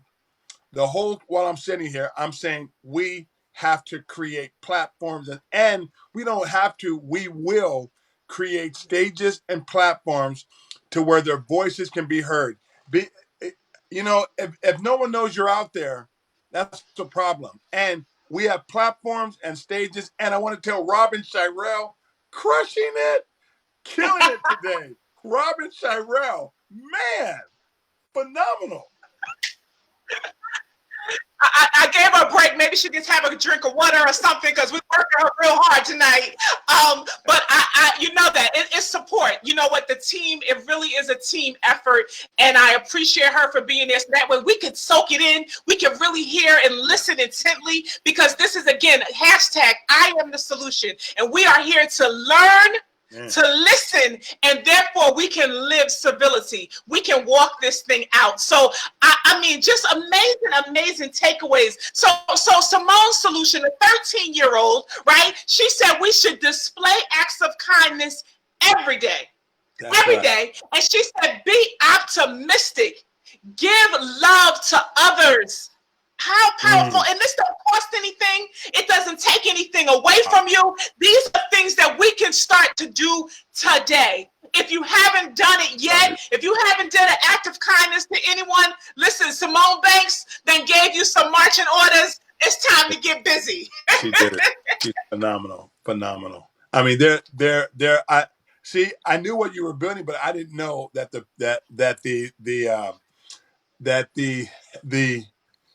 women were this ready. I mean, no. There's a mindset with understanding. It isn't, they aren't just speaking words. Their actual lives live the message, and I see it. Yeah. It's so powerful. You know, I'm so proud. I'm just so proud, and this is what it really is about. If we take the time to invest and listen to what they got to say, man, and we put these things into action, you know, again, bridging the gap and building that community, some amazing things can happen. So we're going to get out the way. Last but not least, Doc, get your pen, get your pad ready. If you guys are watching, we're going to end this thing off with some fireworks tonight, okay? Get ready. Stay seated, Doc, because she might blow you out your seat. I don't know. She might blow you out your seat tonight. Now, next up, I'm bringing our amazing moderator back up. Last but not least, Robin Shirell, you got the mic. You introduced this amazing powerhouse. Next up, and I'm going to move right out the way because I know she got some stuff for us tonight. Okay, so I get the privilege again and the honor of introducing another young lady that we met while we were in Guyana, and she is 16-year-old Miss Beauty Rosick. And Beauty is currently pursuing her secondary education at Richard Ishmael Secondary School, where she is performing exceedingly well. Mr. Rosick has presented Guyana internationally at a variety of youth-specific programs, most recently at the Model United Nations Summit, the Youth Ambassadors Program, Global Peace Summit, UN's SDG Summit, and the Asian Pacific Youth Exchange. She is an awardee to the Indian Climate Action Program in Delhi and many others. She is a change maker with Unite 2030, a country representative of the International Crisis Summit, Sustainable Development Goals Ambassador, and ambassador with the Caribbean to the United States. She is the founder of BICPA, which is Beauty's International Care and Prevention Agency, a country ambassador to the International Climate Action Network, and representative at the United Nations Fund for Population Activities, an advocate for International Children's Rights Alliance, and spokesperson at the Domestic Violence Crisis Act.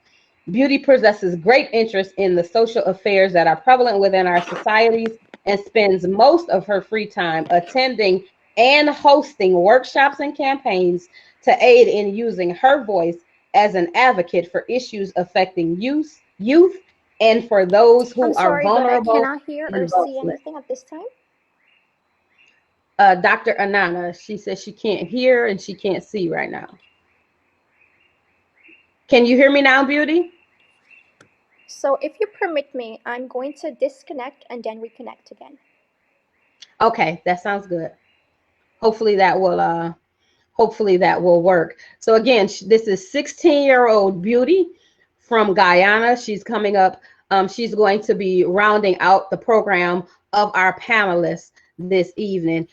These young ladies, I mean, I had gotten the opportunity to be familiar with most of them ahead of time. So I had a little advanced notice than what you all know. So I got a peek at the amazingness of these young ladies. And so, I mean, this program has been nothing short of amazing. So, Beauty, can you hear me now? Yes, I can. Thank you. Outstanding. So, welcome. It is so good to see you again, my dear. Likewise. It's been overdue. Yes, it has. And so I really want to I don't want to take time away. So I want to jump right into the questions because I know what a phenomenal young lady that you are. But I want to make sure that all of these viewers that are watching now and that are going to catch it on the replay, that they have the opportunity to experience all that we know about beauty. So are you ready to get into these questions, my dear? Of course I am. Of course you are. So the first one, let's get right started. Which one of the 4 C's do you feel is crucial in today's world and why? So first of all, allow me to say that these 4 C's are all important and neither one should take precedence over the other. But I have to say also that I firmly believe that creativity is the most crucial of these elements. Even though all 4 of the C's are important, creativity serves as an agent to help you to become a better problem solver in all aspects of your life.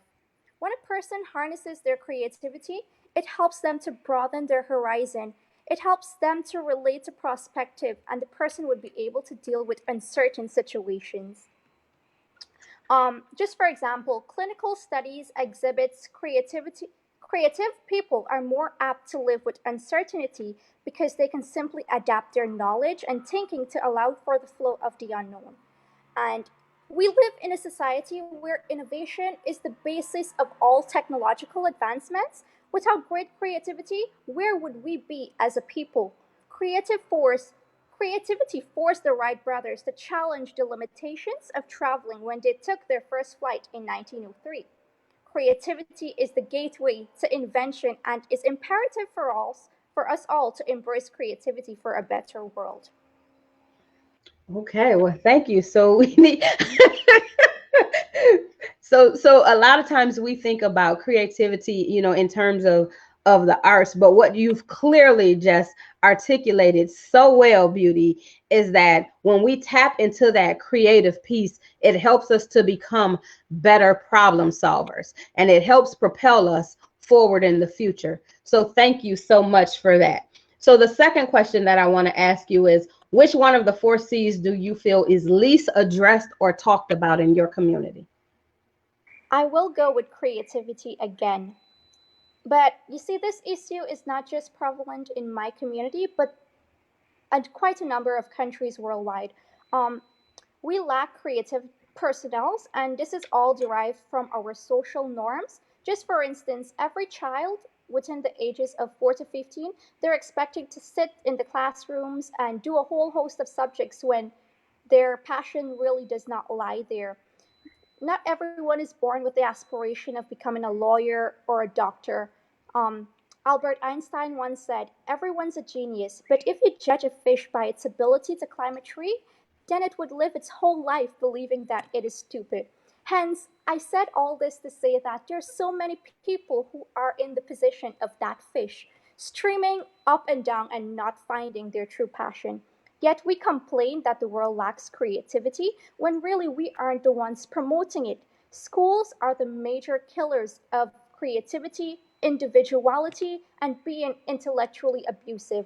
Students are forced to sit in their seat nice and neat and raise their hands as if whenever they want to speak. And for 8 hours every day, we are told what to think.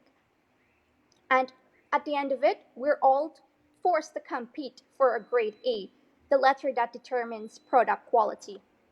We do not need people to make robot zombies. The world has progressed. We need people who think creatively, innovatively, independently, and with the ability to connect. Do you think bubbling in a multiple choice question would determine success? What I'm saying is that it's all impossible to harness creativity with the old school system we have been using for thousands and thousands of years. If it is that we can customize healthcare, cars, and Facebook pages, why can't we do the same for education? Why can't we say that we're bringing school spirit when we're not bringing the true passion and creativity of every child and person that sits in that institution? So let's face it, you may be asking why I'm so focused on youth right now, but even though youth make up 20% of the population as we speak, they are 100% of the future. Well, I think she told us. Thank you so much for that. So let's just recap some of the things that she highlighted. Our current education system is killing the creativity. And by killing the creativity, then it's stifling our future. And we have our young people thinking that they're stupid because we're treating them, we're forcing them to not focus on what they're passionate about, but we're trying to make everyone fit into a single mode, and that everyone has to follow and fall in this single mode. So I think you laid out some pretty clear things of ways that we could change the educational system to influence or to increase the creativity amongst young people, which would make us more innovative and which help us propel us towards the future. Yes, certainly. Thank you so much for that. So, again, the third question that I want to ask is, what is one of the biggest misunderstandings or common misbeliefs regarding youth today? Well, I believe that the biggest misunderstanding and misconception is that children should only talk when they're spoken to. I mean, this is prevalent not only in Guyana, but in most of the Caribbean countries. Caribbean parents have tendencies to be too stringent with their youth, hence suppressing their power of expression. Someone's age should not limit them into making positive oral contributions. This suppression can create shy and even worse, children to have low self worth and self esteem. Wow. So when we're forcing our young people to be seen and not be heard, we're killing their spirit. We're putting them in a position where they'll become shy, or that they doubt and not even able to see their own self-worth. So that's Yes. something that we definitely need to take away. Um,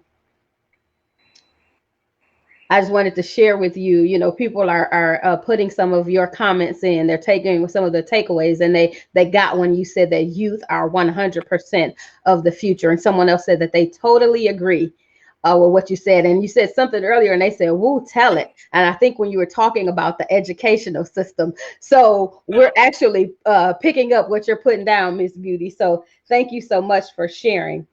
The next question is, have you ever experienced or witnessed gender or racial bias or inequality? Yes, I have actually. In high school, when I started, I was being looked down because I was from an indigenous village of Guyana, and that is somewhat far from the capital city.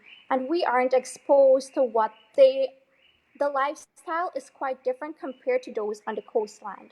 So persons would have said to me that, I'm not equipped for the modern society. And when this happened, I knew for a fact that this was just one of the many encounters that I would use as an individual to reach for greatness, regardless of what was said upon me, because I am from that particular ethnicity. And this is just something that has been going on for years and years. They keep stereotyping the indigenous people. So I knew for a fact when that happened that I would be a voice of change, and that I would be that change that they would notice so that they can say otherwise in that instance. All right. So you breaking down those stereotypes and breaking down those barriers and showing them that it doesn't matter, where you're from, that everybody has something to offer and something to contribute. Yes. And you are absolutely, I mean, again, you know how I feel about you. And so I just think you're absolutely amazing. And I am glad that you did not allow that experience to cause you to shy away, but in fact, you allowed it to help propel you forward. So you said you knew at that point that you were going to be a person who made a difference. And so I Yes, thank you for that. So then the next question is, if you could pose a question or concern to your current government president or prime minister, what would that be? If I were to pose a question to the government of my country, it would be, would you consider conditional cash transfer? And I mean, if their response is no, I would try to develop an argument to convince them to say otherwise. I mean, conditional cash transfer are money given to people to help with their day to day living. And Guyana, for instance, more than 50% of the people are living in poverty. So these cash transfers would be necessary. Um, so, and I have here a little statistical report that 39% in every two children under the age of 16 are living in poverty. So this means that it would be more than crucial to give out these conditional cash transfers. So conditional cash transfers, you would want to know why would they consider it to improve the lives of the young people that are living in poverty in the country. Thank you so much for that. And so then the last question is this: provide two solutions. So what are your two solutions for today's girl to build civility in our culture? What are your two solutions? My two solutions are, one, by inserting the relevant topics relating to civility in the school's curriculum. It is important to teach and to add the concepts of civility in schools, as it speaks the idea to which we all belong in something larger than ourselves. Secondly, the availability of more peer groups promoting sisterhood, since this would provide perspective outside of the individual's viewpoint. Hence, relationships would be formed with others in the social system. And just one more, having more role models. It is often said that if a standard is built with a collection of positive behaviors that produces feelings of respect and dignity, as such can be easily contained from one person to person. Okay, so now we asked you for two, but you gave us three, and I love it. But I want you to repeat it because I want to make sure that our viewers actually heard your solutions, that they can type them in the feed, right? So go ahead and give us that first solution again, and then take a pause and give us the second and then the third. Okay, no problem. So my first solution was to insert the relevant topics relating to civility in the school's curriculum, as it speaks to the idea that we all belong to something larger than ourselves. Okay, so we want to teach civility in schools so that we make sure that we understand that we're all a part of something bigger than ourselves. Yes. Okay, and then the second one? The availability of peer groups promoting sisterhood. Hence, this would also provide perspective outside of the individual's viewpoint. Hence, relationships would be formed with others in the social system. All right, so we want to develop more peer groups so that we can have a sisterhood, so that relationships can be built, and we want to build those relationships. And then I missed that last part. To be formed with others in the social system. Okay, so we want to be able to form positive peer groups, so we can perform those positive relationships and develop them within our social systems. Yes, yes. Outstanding. And the last one, more role models. So more role models. Go ahead. It is often said that if a standard is built with a collection of positive behaviors that produces feelings of respect and dignity, it can be easily contained from one person to person. So it's like what you give out, you would be receiving. Okay. All right.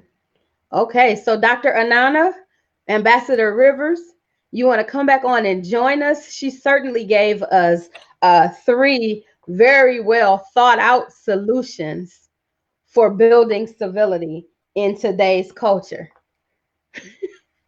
Man, oh man. Listen, I'm so busy trying to write because Beauty is like, Beauty taking us to class tonight, okay? Right. I told y'all she was coming with it, right? I mean, I told you guys, and I want everybody who's watching, put at least one. Now, I asked for two, she gave us three. So please make sure you put at least one of Beauty's solutions in the feed so that we can see that, make sure that people can watch it. Again, if you haven't shared, make sure you do that. OMG. Doc, what you got to say? What you got to say about this? She crushed it. She crushed it. What I want to say is this. It's amazing to me that she already sees all the holes in the like system that is stopping creativity. Yeah. Man, one of her things, man, creative people live better in challenging times. That's true. Innovation leads when there's no data. She also talked about she talked about passion may not be in the classroom. And watch this here. This is how they formed the world. They actually taught you business management, but not business ownership. They taught you how to manage the resources, but not how to create your own. So I love her mind. Her mind thinks outside of the institution, and she is someone that is at this current stage, she's a world leader right now in her Yeah. mind. So Beauty, Yes. you keep that mind, girl. It's brilliant. I'm honored Yeah. to have met you and honored to have heard you today. Oh my goodness. I mean, listen, you know, just you are so like just blessed girls when we talk about be bold, Jesus. be you. I mean, for her to stand flat-footed, she ain't blinked twice. She was like, listen, the schools are major killers of creativity. They want us to all look like one another, talk like one another, be like one another. And what happens when you don't? How many children, how many of our youth are we losing simply because we're not allowing them to be themselves? Beauty, just tell me just a little bit more about that. I just need give me one more crumb about this whole school system and how we are killing the creativity of our children. I know you got a little bit more with that. Come on.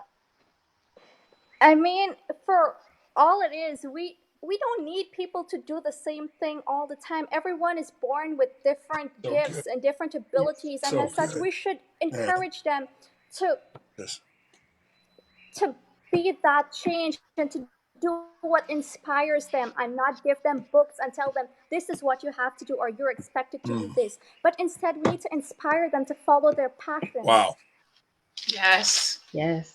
Powerful. I mean, that is so powerful. So I hope people are listening to that, because and all of these things that you were saying, I just thank God that this is really about the foundation of Blessed Girls, where we really allow girls to come in and be who they are. I mean, and I remember even when we had the summer camp, you know, the first day, you know, everybody was so quiet and they would look down because they thought they were in class, you know, like everybody moved the same. I'm like, whoa, we're gonna have fun.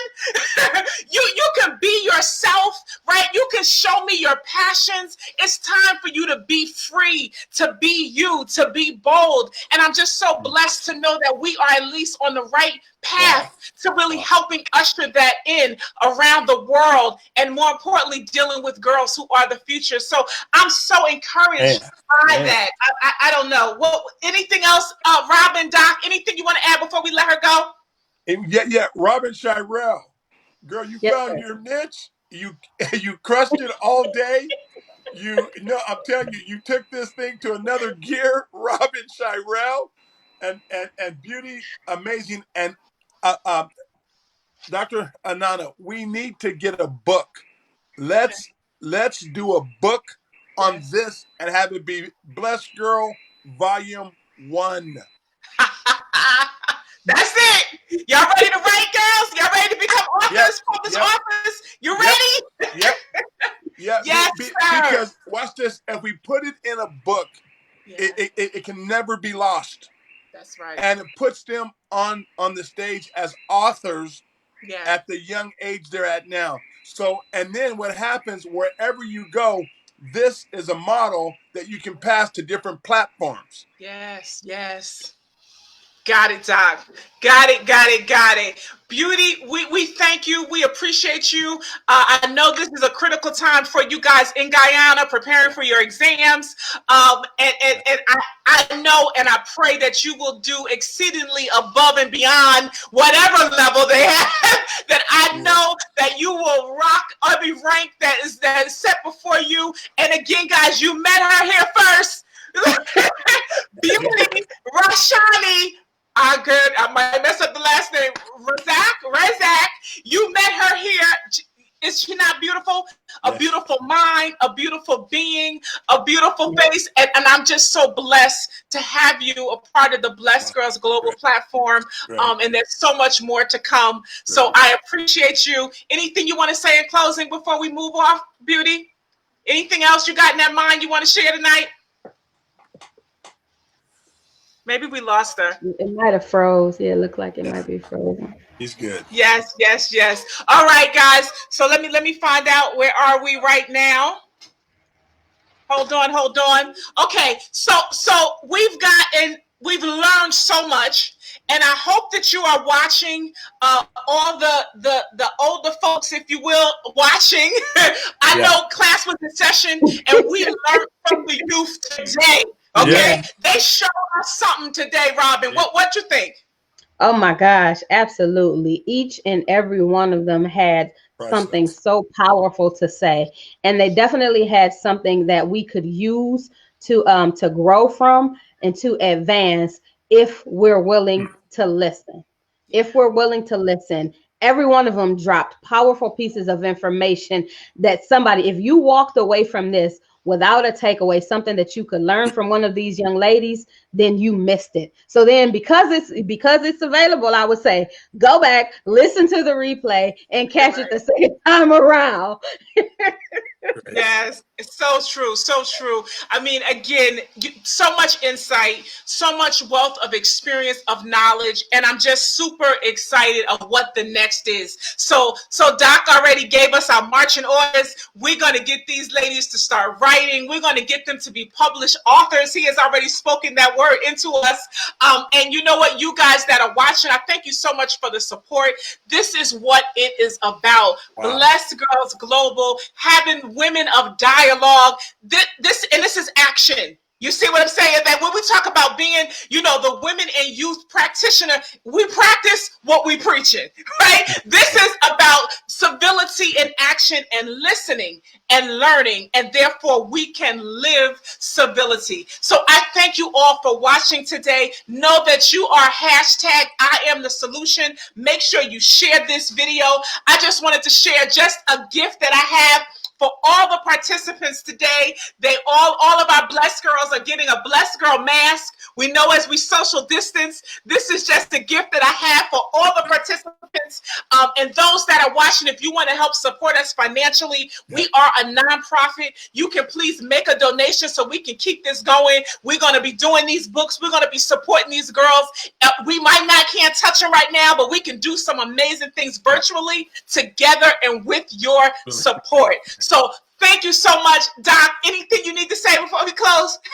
I'm just honored to be here, man. Really, I did 6 meetings, and I thought I was going to be tired. Man, I'm more energized after this one. They fired me up. Thank you. Yeah. Yes, absolutely. Because they're the future, man. This is our energy. They can energize us, and I know the power that we have in it. So again, thank you, Doc, for, of course, being the leader, the forefront of what I Change Nations, creating this platform, allowing me to go and meet these amazing girls all around the world. Burundi is up next. Listen, tomorrow we have women from Swaziland, from South Africa, from Kenya, from Burundi, from the USA that are going to be sharing and speaking to the women. They're learning a lot from the girls today. And get this, I got Blessed Girls. I got girls coming to do the interview. We still got the youth on the forefront. They're going to be moderating on tomorrow. So make sure you stay tuned. We will be back tomorrow. And so 2 days. So you hung in with us tonight. We kept you at just the 2 hours, and there's so much more to go from here. So thank you again for watching. Here's my last little, I hope I can share it. Hold on, let me see if I can share what's coming up. Let's see if we can share. Let's see if we can share. Can you see my screen, Doc? No. No? Okay. Maybe it won't work. All right. We'll get back to it. I thought that maybe I could share it, but we have some other announcements. We'll make sure tomorrow that we can drop that and have that on the screen. But again, thank you so much, Sarah Clyde Rivers, for being here. To all of my guests, let me see who's still with me. If they want to say anything in closing, Landra, you were amazing. Thank you. Okay, I see it now. The screen is there. Landra, any parting words before we go?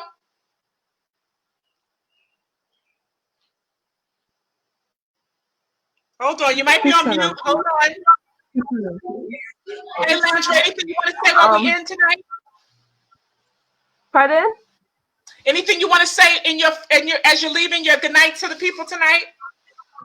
Oh, I just want to say thank you, everyone in the comment section, for encouraging each and every one of these girls.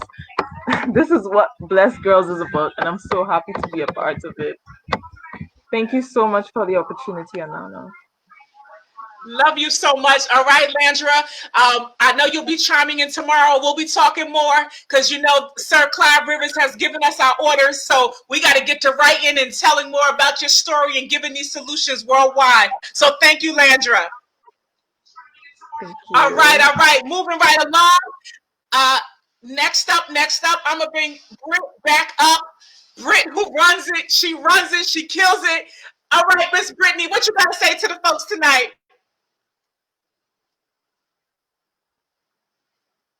Oh, wait a minute. You're on mute. Hold on. Hear me now?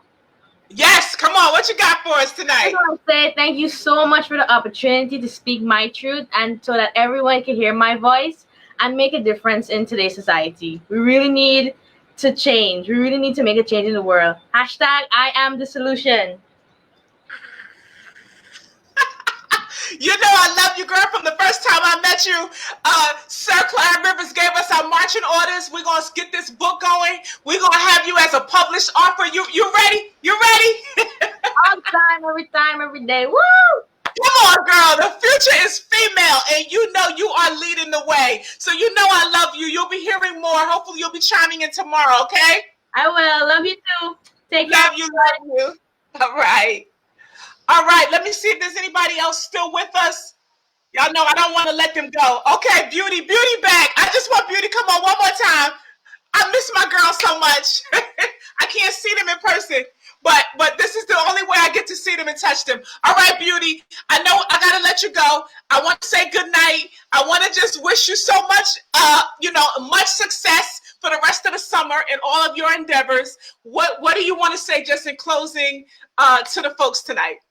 So thank you so much, Anana. Thank you for this opportunity to you, Miss Robin and Dr. Clyde.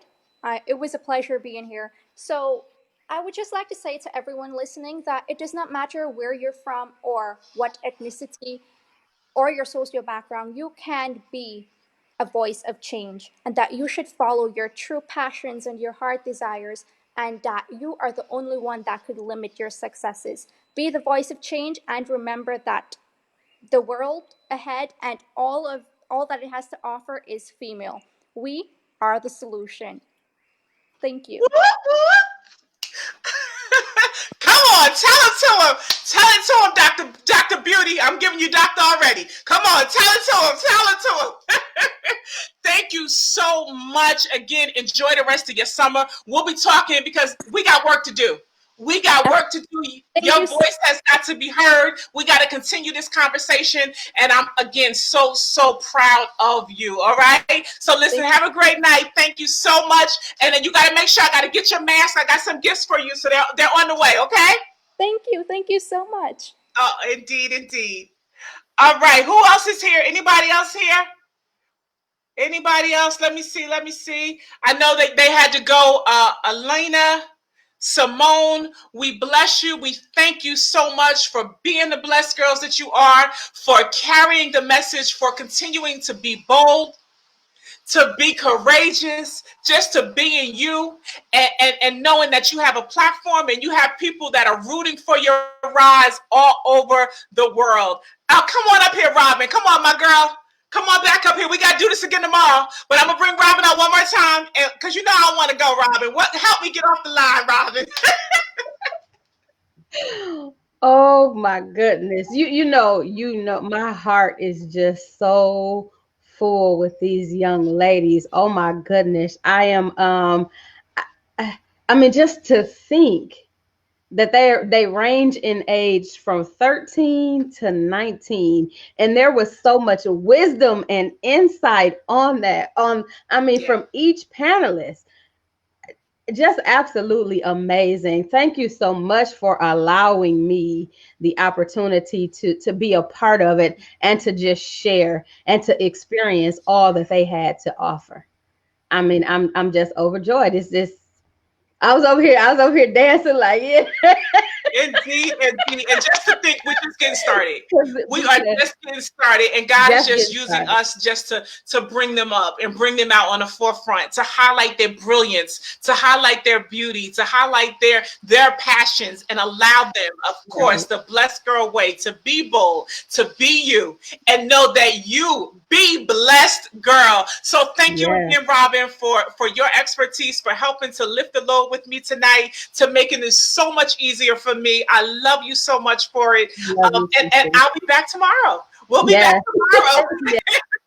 So listen, guys, make sure you tune in. Tomorrow is the second part of the Women and Youth Civility Summit. We will be back here 2 p.m. Eastern Time. Amazing leaders, amazing women coming back to share the platform. Bring your pen and paper and bring a friend. Bring a friend. Make sure that you bring a friend. So go to BlessedGirls.com. Make sure you can support us. Leave your comments. Connect with me however you want to. But more importantly, make sure you share and show the love to these amazing girls tonight. Thank you, guys. Have a great night.